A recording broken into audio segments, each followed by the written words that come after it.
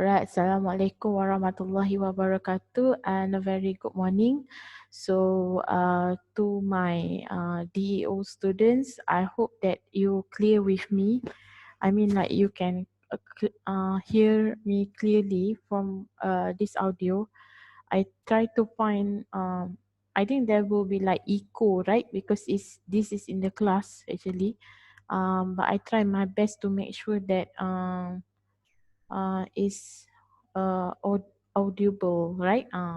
Because if I'm not mistaken, topic 5 or topic 3, who's it? Yeah, one brother said in the group, right? Is audible. So meaning to say I have to do something on that topic again. Alright, so today we will having topic 6 on design organization for international environment.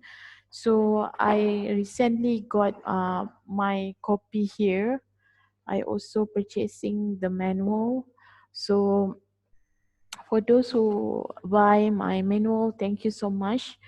I really appreciate because if I'm not mistaken, there is around if I'm not mistaken, that been stated by supplier is already around 7 students already buying the manual. Alhamdulillah. Huh?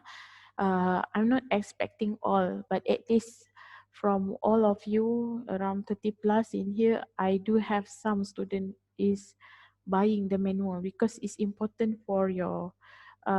We will do some like assessment, but yeah, that one of course you need a books, okay, and then we do like we not go for final exam for this semester, but we do have something like midterm exam, something like that. Midterm, can I say midterm is something like midterm, but assessment is online, okay. So don't worry on that, I will guide you on that. But bear in mind, I really particularly need you to have that manual because they have more lengthy to explain here. So you've been guided well according to the books. All right. So basically, okay, when we're talking about design organization for international environment, we do have a few here. Okay, as you can see, this topic is about how does organization in the kinds of international environment, okay, so whether they're involving in like we do have transformational sorry transnational, yeah, transnational model, okay, and then we do have also like certain company that do have global teams. So we look one by one, and then I realized there is divided into some counterparts of the world, how the Chinese management, okay, company organization, how does in Japanese, how in Europe countries, Americans, okay. So we look one by one in uh, the notes here. Okay, so as you can see, this is a diagrams about international organizational units. So we do have USA, if you realize that one, Japan, the big one, the circle one, the big one. We do have Holland, okay, and then it's followed by the another country around the world that have different organizational units, and they are interrelated, of course. And as you can see, the first, what is a pressure for the global expansion? What triggered to the pressure for global expansion? Number one, it been started here according to economics. Okay, economic. I told you before, when we're talking about external factors like using pastel. Okay, we have P political, E economic, S social, T technological, ethics, ethical, and also a legal system. So we can't actually run away from all these factors because these factors actually forces, as you can see for the first one, right? the economics, technological, and competitive forces have combined to push company from a domestic to the global focus. So, why the company had to be pressured to go to global? Because number one, when we expanding our company outside, of course, indirectly we can have a lot. Okay, for example, let's say the company is doing exporting. Okay, when exporting, of course, the country have and the company, okay, actually a representative of the company. Sorry, the company is representative of the country, and the country will expanding to the another country, and of course, the another country also will have some portions of profit or income of the country when the another company is paying tax, or we known as tariff. Okay, they have many tariff, right? All right, and then the second one, that in terms of economy and otherwise, we also can learn a lot from the another country technology. Okay, for example, like in Japan, we do have in terms of just in time technology, which is a business tool, and then we do have like kaizen kanban system. Okay, so this is some parts that I believe that why we do have this global expansion. And the last one, we do have the competitive forces. Okay, competitive forces, we are talking about how does a company wish yeah will have some like their competitive advantage. Okay, example in how they want to compete among themselves, they do have like intellectual property, for example, like trademark, brand names. Okay, and then they do also have their copyrights. Okay, so that one is actually encouraged on how they can compete around the world, and by at the same time they can look into the country or the company who have developed, meaning to say the country is already developed, and they're able to actually giving something like advancement. Okay, so in other way around, we actually uh,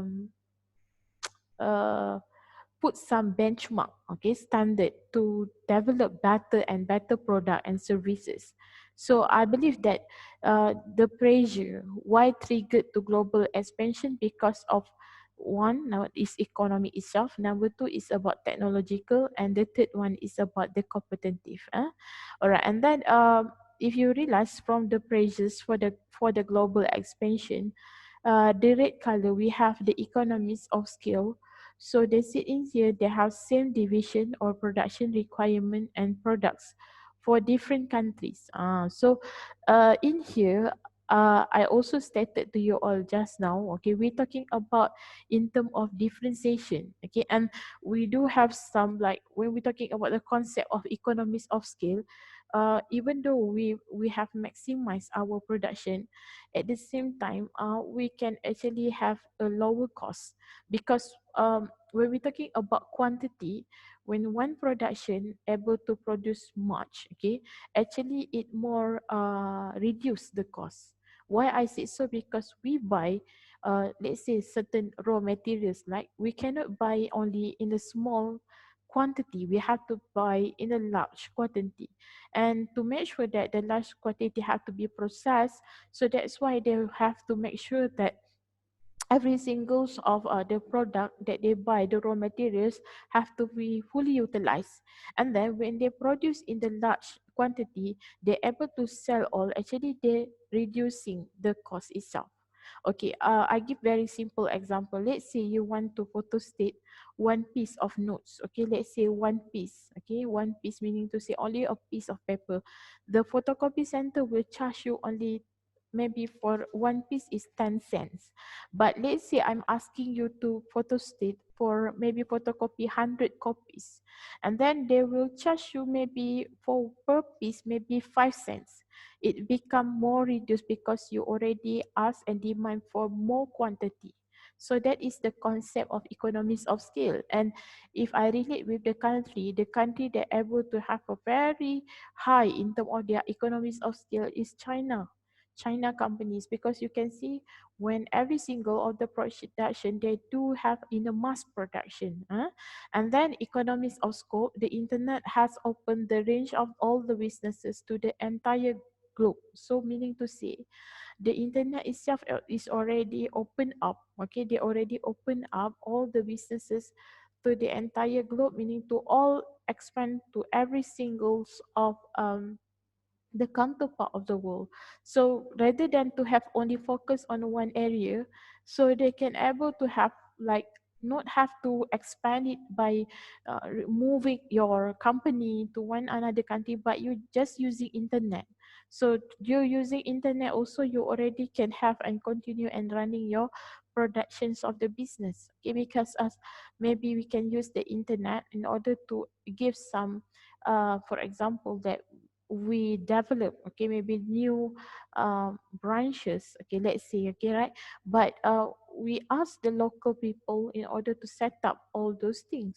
So in other way around, it actually reducing the cost. And the third one, the low cost production factors, offshoring for lower cost of production, mainly due to the lower wage costs and less government red tape. So of course, when we're talking about offshoring, we're talking about how they can fully utilize those that I mentioned just now in the local country, that they have a very lower wage cost.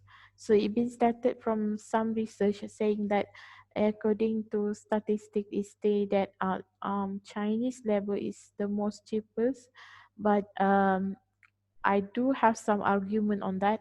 Okay, I believe that compared to Chinese level is compared to ASEAN level, like Thailand. Okay, we do have Philippines, we have Bangladesh, we have Indonesian.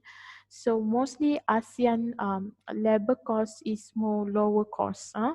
And when we're talking about less government red tape, meaning to say the interference of the government is more less compared to when they do have the high government red tape. Okay, meaning to say the interference of the government is quite higher, and some sort the tendency to have something like you know fair trade, yeah, fair trade, like involving in a part of our business, and some other parts the government tried to take some of the advantage from the company as well. Example like profit and so forth. Of course the company have to pay like tariff, right? They have to pay taxes to the government, but so do when they have high interference on that, that make the company become have to, okay, have to tight with them, and then this will come to an end at some point, but in a long way to go. Current offshore destination, which is Asia or future in Africa. So this is being stated because they, in order to have the low cost production factors, we must have also the low cost of wages. So this is been stated in the certain industry. Okay, so I'm moving on to the next one. Okay, the global economy as reflected in the Fortune 500. So the database is being accessed in 2011 is quite obsolete actually because it's already 9 years back, but it's okay because of the purposes. The Fortune Global 500 sometimes the statistic is not so obvious in their differences. Okay, so the first one, if you see from the table, okay, United States is goes with 133. Okay, meaning to say annual ranking of the world largest corporation. So they do have 133 around the world number of company in global top 500s in the Fortune Global. So, followed by Japan, 68 companies, and then China, 61 companies, and if you realize the least one is goes to Singapore, which is two companies. So this is been rated around 2011, and I believe maybe from time to time, okay, the company is been increasing from one country to another country because we're talking about GDP right now. GDP is stand for gross domestic product, which is the countries able to expand their local product to the international. Their income been rated according to the GDP. Okay, all right. So we're moving on to the next one. Okay, some multinational company as big as some countries. So they've been stated here. They do have ExxonMobil. Okay, ExxonMobil company, Walmart, and then we have Royal Dutch Shell, and also we have BP. Okay, BP, Toyota, and then ING Groups, General Motors, and also General Electric. So as you can see from here, we do have ExxonMobil. Okay, ExxonMobil is um, particular that the country that have the annual GDP is 403. Okay, um, okay, we have sorry, young student. Okay, actually, I'm see they have two here, revenue and annual GDP. Okay, so in ExxonMobil is 404.6 billion. Okay, uh, the country that have annual GDP is around 409 million billion in here, uh, which is I can say that they do have a very high income, okay, due to, and you realize or not, this is the comparison from majority the company in some in oil and gas, some in retailing, and some also in the automobile industry. Okay, and then electronic, okay, General Electric, for example. Okay, and then we have Walmart. They do have 378.8 billion. So the country that have a multinational company that gain their profit, right, in Greece, 370.2 billion, and Royal Dutch Shell, okay, 55.8 billion. So annual GDP is in Malaysia in 355.2 billion, and we have BP. Okay, BP is 291.4 billion, which is majority the income is come from Nigeria. Okay, Nigeria is 292.6 million. It's quite surprising me, right? Because they can gain the profit from this particular country. And Toyota is from Japan. However, is get more on their income in Algeria in 269.2 billion. And then ING Group, okay, they do have their income from Peru, 218.8. And General Motor is mostly they gain their profit from Finland, 182.0 billion. And also General Electric is in Kazakhstan, 167.6 billion. So majority the product itself, they do actually earn the income from another country. Okay, so yeah, it's cannot deniable, meaning to say the company is multinational companies that are able to expand with the another countries, okay, meaning earning the profit. Okay, so this is the global organizational challenge. Okay, if you see from here, we have complexity and depreciation, we have the need for coordination and transfer of knowledge and innovation. So we have a three element here. We have red color, we have the green color, and the yellow color. So basically when we're talking about complexity and depreciation, of course we are talking about how does the company want to cope with the difficulties and also the different in terms of the culture, in terms of the economics, the political, the legal system. Okay, so this is the thing that the challenges that the multinational company have to bear. And then the second one, the need for coordination, the green color. This is talking about how does the company able to cope, okay, and have some coordination with the another multinational company, okay, companies. And the yellow one, we have a transfer of the knowledge and innovation.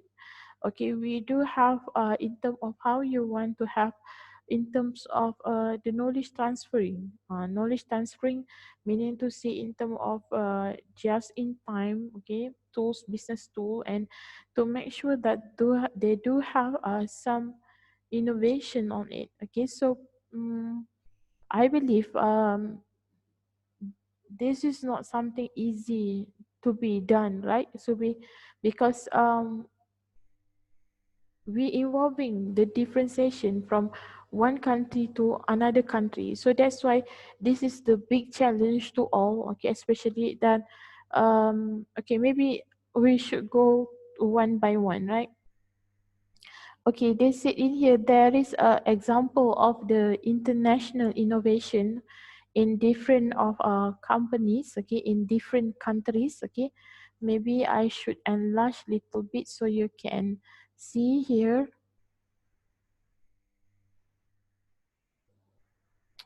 Okay, I hope you clear right now. Oops, sorry. Okay, this is examples of international innovation that been done from the company and then to the another place that they're expanding their business, right?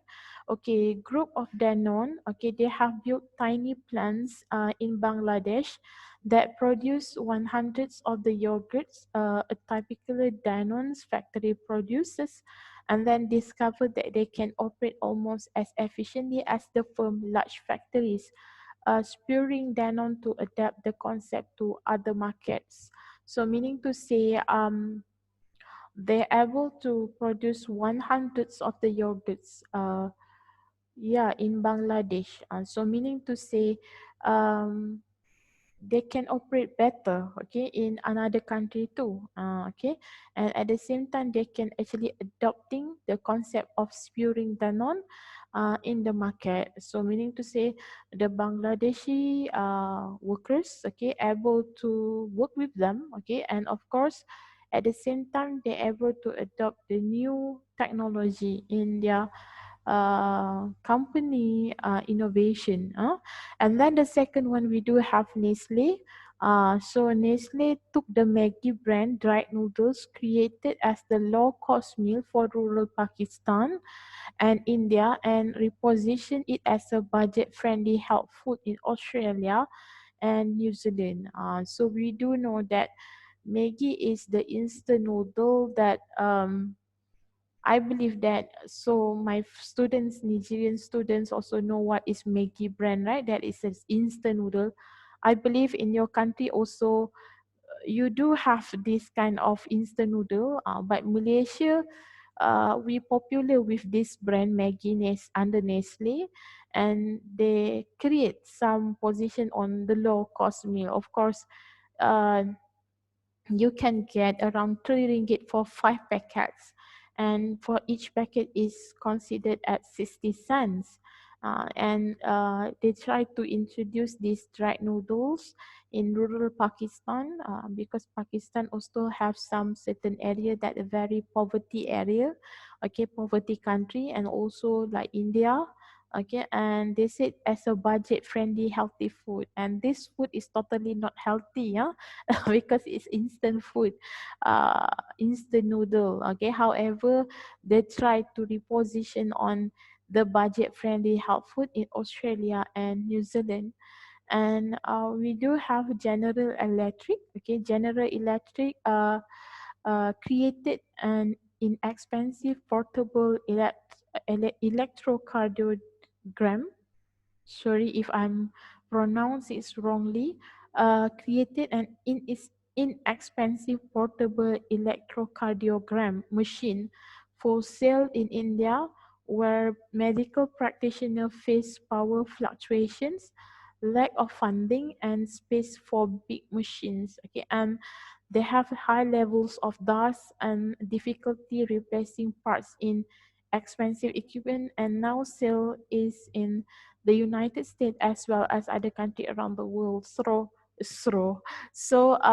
General Electric able to sell a portable electrocardiogram machine, okay, in India, okay, due to um, yeah, because medical practitioner face power fluctuation, okay, lack of funding and space for big machine.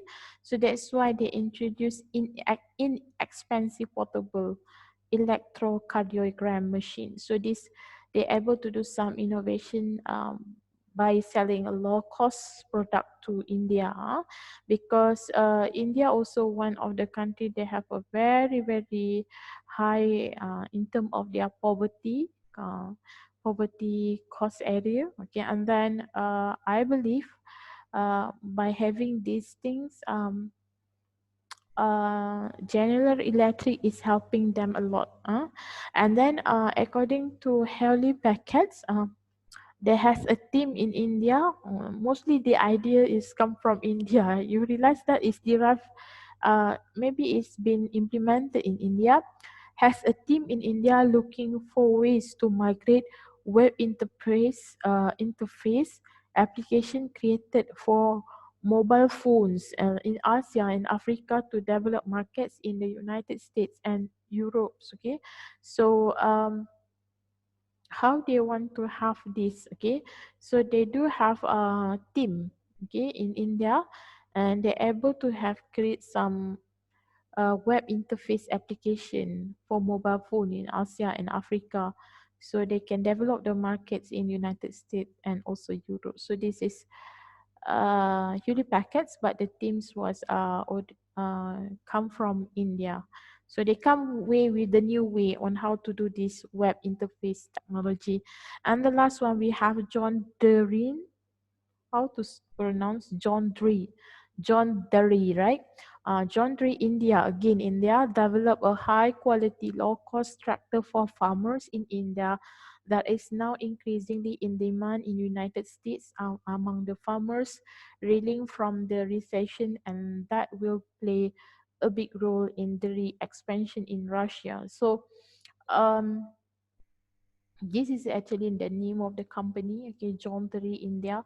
So actually for your information student, in India, majority of the students they have been encouraged in order to do more on innovation, so innovation. So by having this kind of like they do have some like classes and also competition to encourage more on their students to have involved in this innovation, especially helping like the poor, okay, farmers, for example, right? I do watch some documentary, okay, and even though they are movies, right, they are very creative in creating the new innovation. I believe because it started from the class itself, okay, they do have encouraging on how to make something like can make other people's work become easier. So from that, they have the idea with using any kinds of the facilities in India in order to build something like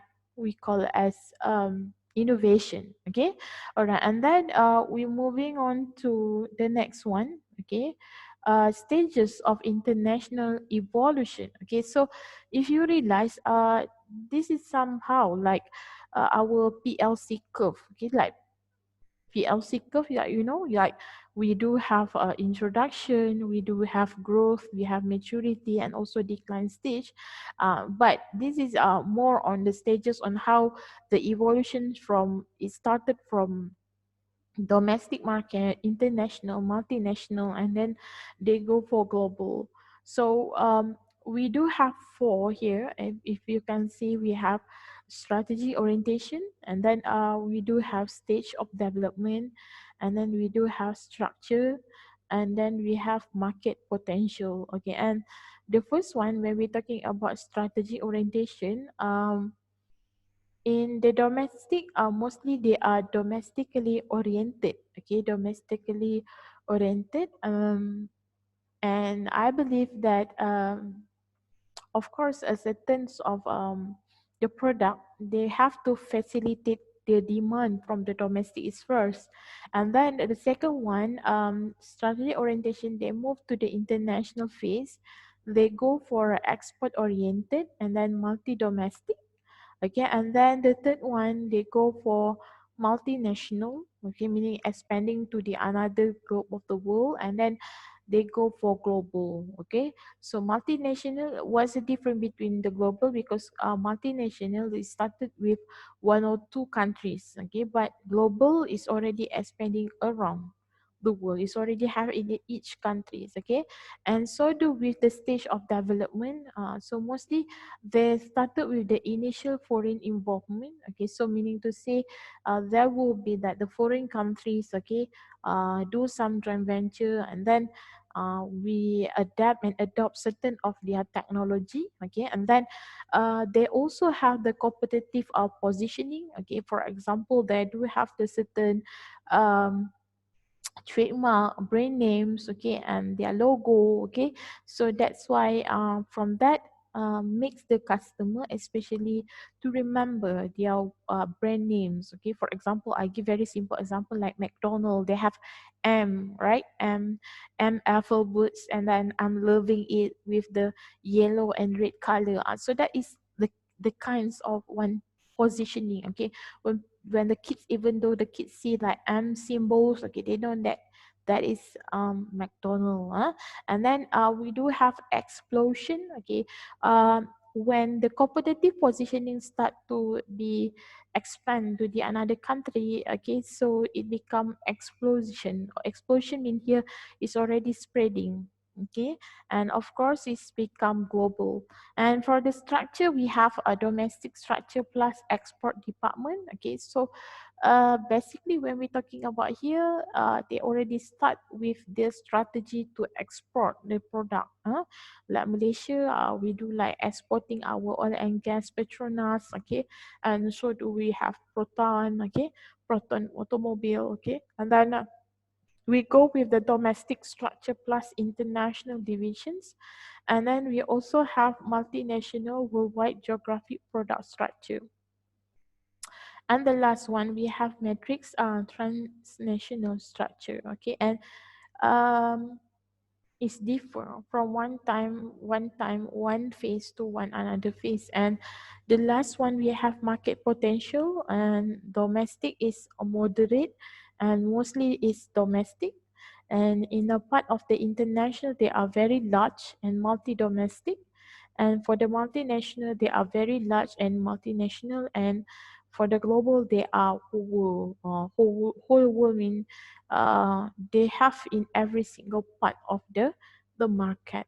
Okay, now we're moving to next. Okay, that is the stages. So for the stages, actually you can read from your manual. Okay, from your manual, they have some there. Okay, how they um, how do we say it, moving from one stages to one stages. Okay, we have the global versus the local issue here. Okay, for the global standardization, the green color versus the local responsiveness leads to the questions of whether to have a globalizations or multi-domestic strategy. So yeah, it's not easy to answer this question because to have the global standardization is to make sure that first and foremost your product able to meet the requirement of the global people, global customer, right? And then the local responsiveness, meaning to say how you want to cope with your product and services towards the local demands. Okay, so that's why if I have the word terms like local, you go for local but you maintaining the local, that is one of the good strategy in order to make sure that um, that will be the product can meet the demand and globalize in terms of the multi-domestic strategy. So basically what to say to you all is not easy. After all, we have to make sure that it really gives such impact, okay, to especially the country that we want to expand our product. Because uh, I believe, okay, I give a very simple example in Malaysia before this, okay. Before, you know Darlie brand or not, okay, the toothpaste. ubat gigi, okay, toothpaste. Okay, before this, toothpaste, Darlie is been known as Darkie, Darkie. Okay, so Darkie in Malaysia is noted as the dirty on your skin. Okay, Darkie. So what is the company is belong to Hewley and Howard's, if I'm not Hewley and Howard's. So Hewley and Howard said it's better to change the name. Okay, because why? Because Darky is not accepted in Malaysia. So because the name itself is giving something like different meaning on that. So what they did was they changed the name from Darky become Darlie. So that's why Darlie nowadays been accepted in Malaysia due to the name is already been to meet the local demand. Okay, and then we do have also a globalization strategy. Okay, globalization strategy is the product are standardized throughout the world. So I give very simple example like product um, Coca-Cola, okay, Coke. Wherever you go to the another counterpart country, you can actually generalize. Okay, you can see like this product with the italic font with the red can, and so do with like Pepsi. Pepsi with the blue color, and also like the logo is the circle one, the round one, and something like yin and yang there, right? So the blue and red color. So every counterpart that you go, okay, mostly that this product can be easily detected and easily been familiar, and we might say this is the coke drinks, for example, right? Because how do we on the packaging itself is standardized throughout the world, even though in like if I'm not mistaken, like in American and so do like in Malaysia, we do have Coca-Cola in italic font. But if you go to like in China, they do have like a Chinese alphabet there. You go to Arab Saudi, there will be like using like what we call uh Jawanese pula is used like Jawi. Okay, is using Arabic font. Okay, so I believe that the products is still maintaining the same packaging. However, in terms of course, the language, they have to cope with a different of the country, but still it's a globalized strategy. And for the multi-domestic strategy, the competition is handled in each country independently. Meaning to say, every single of the competition uh, will be handled according to what is the country demands towards it. Okay, and how the competition can be handled in different country. Okay, I give a very simple example like McDonald. Okay, for example, McDonald in China. Okay, McDonald in China, what they did is they do have like their own menus. Okay, in breakfast, they don't in their more on coffee, but they have more on green tea, and then they also have something like, if I'm not mistaken, like not McDonald, KFC. Okay, KFC in China, they do also have fried chicken, but they add on they have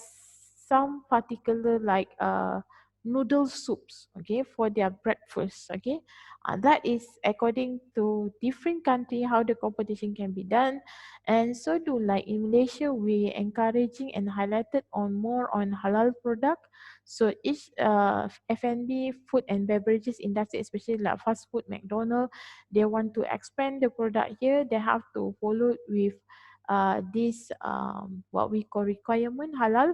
And then I believe also like during Chinese New Year, McDonald did was like prosperity burger. You realize that? And then nowadays McDonald highlighted on more on nasi lemak because it's almost to Independence Day. Okay, Merdeka is in on this 31st August. Okay, students, that is Independence Day for Malaysia. So it goes with nasi lemak. Okay, team. So this is how each of these company try to do and handle each country independently, according to suit whether it can suit with the local or not. Okay, all right, and then we're moving on to the organizational design. Okay, managers must design, okay, organization for complex international coordination. Okay, yeah, to wrap up, yeah, of course, the company have, I mean, like every single of the managers have to do that, for the complex international coordination, because it's not easy, because different company have different requirement, and then the organization international strategy and the structures is evolve in here, meaning to say the strategy is have a different involvement. Evolve means different, okay, and some maybe the organization want to go for exporting, some maybe they do something like foreign direct investment, or maybe they go for licensing, or maybe they go for contract manufacturing, or maybe they go for franchising. So they do have many, okay, and when we call as there are diverse options for the specific international strategy. So we're talking about in terms of what is the best option, okay, whether they can cope with a different of international strategies itself, and also there are variety of the challenges for the global organization. Okay, so we do have in terms of how whether the country that they're expanding, whether the country have the low wages cost, okay, in terms of the raw materials also low cost, and then diverse national and cultural values influence an organizational approach. Yes, I agreed on this statement, because well, we do have the diversity in terms of national, the demographic itself, okay, and the cultural value is influence how the organization want to cope with the difference of this nationality and also their cultural values. So we're talking about in terms of the approaching of the company organization able to suit the demand or not. And the last one, the companies operating globally require the broad coordination. So we're talking about how does the company able to have the coordination among themselves, especially in terms of the operation. We want to know whether the local city, I mean, like uh, the location itself, whether it's strategic or not to build up the new branches, okay, and maybe in terms of the technology being transferred to them, whether the local people can cope with them, because we want to hiring in terms of the local workers, local labor, right? So that is the most important to know that they can have some coordination on that. It's not easy. They have to be very good in terms of the planning itself and the strategy, and to make sure that they have we can say meticulous planning, okay, and specific planning, mempunyai plan yang terperinci, okay, alright. So we're moving to this one, okay, the fitting organizational structure to international strategy. So we do have two here. If you realize, at we do have like X and Y, right? This is X, this is Y diagram, right? Okay, so for the X is the forces for the global integrations, and the Y is forces for the local responsiveness. So we do have these four elements. Okay, we have four quadrants, and if you realize for the red color, they have globalization strategy. So they have global product and also the structure. And for the both globalization, now we do have the global and matrix. Okay, sorry, student. Okay, and then if you realize also global matrix structure. Okay, and then for the export strategy, we have international division. Okay, and then for multi-domestic strategy, we have global and geographic structure. Okay, so um, if you realize, it's been stated here, following slide have example of each of these types of organizational structure. Okay, so They have four here that you have to take into consideration and mind. We have globalization strategy, we have both globalization and multi-domestic strategy, we have export strategy, and also we have multi-domestic strategy. So this is all okay to make sure that whether it's high or low, it depends on each. Okay, so maybe we can go okay with the first one. Okay, so for the organization structure with the international division, okay, they have CEO here, okay, and then they have human resource, corporate finance, and research and development.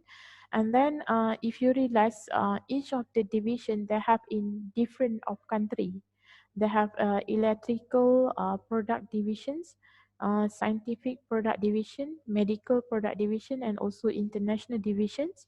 So under international division, they do have Europe sales, and then Brazil subsidiaries, and Middle East they have sales, and also like staff they do have legal and licensing. So um they do have all this one according to the different continent, different areas. All right, and then for the global product structure, okay, uh, if you realize they do have like chairman, and then they have law and corporate relations, engineering, presidents, finance and administration. They do have international for regional coordinators, okay, and then they do have like global automotive components group, global industrial groups, and global instrument product groups, because they have a different according to the products. Okay, so we need to say the product is also in the different countries, and global materials handling group, and also global truck components group. So um, yeah, in here it have more lengthy to explain, so I hope that you can read. For those who have the manual, you can read here, okay, and it's all in the manual, and also we do have global geographic structure. Okay, so geography is according to the continents. Okay, and you can see every single like first one we have the chairman, the president, and the CEO, and then they do have the corporate staff, and then they also have chief operating officer. They have international business development, worldwide sales and marketing, and also they have corporate development. And then they have North America, we have Europe, we have Latin America, Far East, and also we have South Pacific region. They do have human resource. Okay, we have finance, manufacturing, and marketing. So they have each continent in every singles of the part here. Okay, and yeah, you can see that it's according to the different of their regions, and every region they have, each of the region have their own specifically function, and also we're moving to the global matrix structure. Okay, as you can see from here, we have Germany, we have Norway, we have Argentina, Brazil, we have Spain, we have Portugal, and then they have, in terms of the business areas, they have power system, discrete automation, and low voltage products. And you can see how the local division or subsidiary company is giving in terms of the different, okay, different country here. But if you realize or not, they have another part above there. They have country managers. So these country managers will control. Okay, like Germany, they have their own managers under their country. Norway, they have their own managers under their country. Argentina in their country, and also Spain, Portugal in their country. So there will be have some different area. They do area the same area like power system, discrete automation, and low voltage product, but they have a different country on doing that. Okay, according to the local division and subsidiary companies. All right, and then we're moving on to the next one. Okay, cultural differences in coordination and control. So we do have different. Okay, because for your information, student, Hofstede is the main gurus on the cross-cultural comparison. Yeah, Hofstede is been noted as uh, scholars. Okay, scholars actually. Okay, the gurus on how he can do some cross-cultural comparison. Okay, so we have power distance. Okay, in term of people accept in power distance or power tolerance, okay, whether the people accept inequality. It's not easy because unequal itself is deserves something like discrimination, right? So when we do have this power distance, whether you can uh, agree or not, accept or not, when you've been treated unequally, okay? And uncertainty avoidance, member feel uncomfortable with uncertainty and ambiguity. It can they have two actually, uncertainty avoidance and uncertainty acceptance. So when we're talking about uncertainty avoidance, meaning to say tendency to the members to feel very uncomfortable. So when they give certain project to you and whether you tendency to avoid it or to accept it. Most probably when we're talking about avoid, their tendency to avoid it because they're not pleasant, they are not comfortable, they feel something like this is the first time, I never have experience to do this, right? So they feel very uncomfortable on it, especially for those who don't want to take risk. Okay, for them risk is high risk. All right, so that's why their tendency to feel very uncomfortable on that. And we do have also Hofstede on masculinity, individualism, and long-term orientation. Okay, so when we're talking about masculinity, we're talking about whether um, you are the one who are very masculine, okay, in the certain of the thing that you do, okay, and then individualism referring to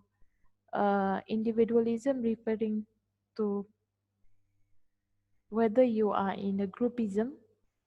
Okay, sorry student, I'm lost little bit. Okay, so for the masculinity, we are talking about whether you are the one who are have in terms of leadership. Can I say that? Yeah, in terms of leadership skill, whether you are masculine enough, okay, to um, compared to feminine, right? Because we have two here, okay, whether you are masculine or femininity, okay. So masculine is goes to man, okay. Femininity is goes for woman, okay. So certain of the culture they encourage only the leader is goes to the man. Especially like in Saudi Arabia, they discourage the woman as a leader, which is in the concept of management we call this one as the glass ceiling. You know, glass ceiling is something like discrimination. You, even though the potentials of your woman employees to become better in a part of better, um, but because of the certain circumstances, because of the policy of the company, even the culture itself is forbidden and prohibit the woman to become a leader. So that's why it's go with the masculinity. Okay, so this is about the gender between man and woman. And then for the individualism, we go with a certain particular on whether you can work in individual or you can work in groupism. So when we're talking about individualism, we are talking about how you can actually cope with the kind of the work, okay, the work in whether you can independent and survival alone, or maybe we can go with like groupism. Okay, we're talking about whether you are mostly like to work in a group. Yeah, of course, in Islam and I think like other religion too, we encourage on jama'ah, right? Okay, but when somehow we need also sometimes like privacy to do our job. Okay, our job itself. Okay, we can actually challenge ourselves whether we are competent enough to do the work alone. Okay, that is more on individualism, but somehow certain culture they encourage to more on groupism. Okay, but if you ask me, individualism is more on like Western counterpart country, for example, like in US and UK country. But like groupism, they are more on like Asia country, like Japan, China. Okay, so mostly the country is encouraging on groupism. And long-term orientation or short-term orientation is looking into whether the country able to look forward or future thinker. Okay, when they want to make some certain goal vision for the country or the company, they look in the future, in the long term. That is long-term orientation. However, for the short-term orientation, they're looking into like more on short way. So this is, if you ask me, long term orientation is goes like more of a developed country. For example, like in Japan, like US, New Zealand, Switzerland, all developed country, Germany, Canada. But like in short term orientation is goes like Norway, okay, like Nigeria, okay, and also South Africa country. So it like more on short term orientation.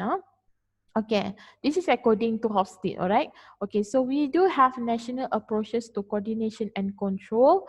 So we do have centralized coordination, Japanese companies, and then we do also have like decentralized approach, European firms, and coordination and control through formalization. So more on centralization is on United States, and tradition in Chinese company. So in management, we call this more on family oriented, okay?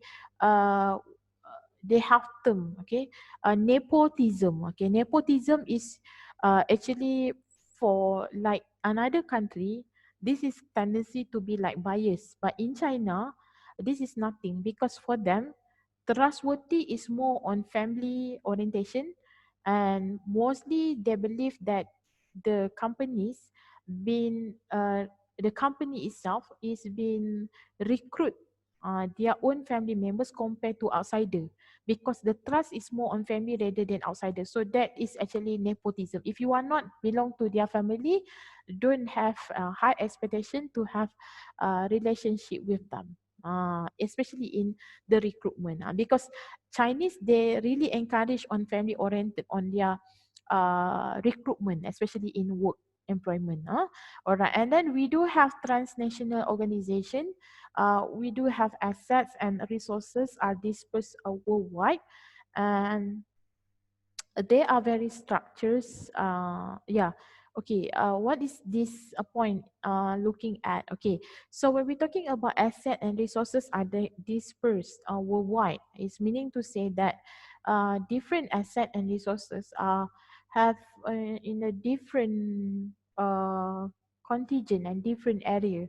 So meaning to say they're able to have the asset is around the world, and resources like I told you before in terms of raw materials, and also the low labor cost is around the world. And the second one, the structures are very flexible and ever changing. Okay, because we're talking about in terms of the organization itself, organizational chart itself, they are really flexy. Okay, and they can be cope with a different of changing, and they can have a fast quick adaptation on that.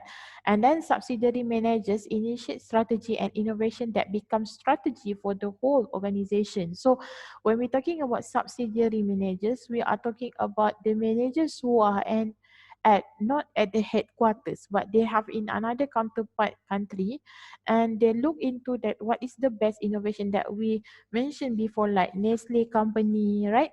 Like Walmart company. So they're able to actually meet a certain of requirements, strategy, like mostly that reliable in like Edo packets in India, for example, right? So they do that this thing because they believe that that innovation can help them more. Okay, and the last one, corporate culture, share vision, and management style guide the organization. Yeah, so I believe that this is the important point actually, because we're talking about where is the vision and mission of the company, and whether the corporate culture can bring some movement to the country, and management style guide on that particular area. So meaning to say the corporate culture is very important, to say that it is very important, and to make sure that they do have this kind of how to say that, in terms of the eligibility to guide, because different country will have a different in terms of the management style itself, whether you go for autocratic, whether you go for participative style, whether you go for delegative. So totally will be have a different management style, right? Okay, and I believe this is a transnational organization able to cope with a different way on how you go for globalized. And the last one, yeah, they're asking about question, any questions. So any question, just shoot in our official group WhatsApp. I still waiting for those who are Sebat saying that there will be additional students entering our subject, and then I will be um, yeah, start to in our neo and upload all the notes, okay, and some assignment details guideline also will be in there. Inshallah, we'll do it soon, inshallah. Okay, and any question, please just raise up in our group WhatsApp official, and please, for those not subscribed yet, subscribe in Noorsyalina Nordin YouTube. Okay, and then please stay safe, stay healthy, and make sure you keep social distancing, and foremost, okay, I want you to take care of yourself. Please wear mask and keep sanitizing your hand. All right, thank you so much, student. Anything, please just raise up in the our WhatsApp group. Okay, take care. Assalamualaikum. Thank you for listening up to my lecture. Bye.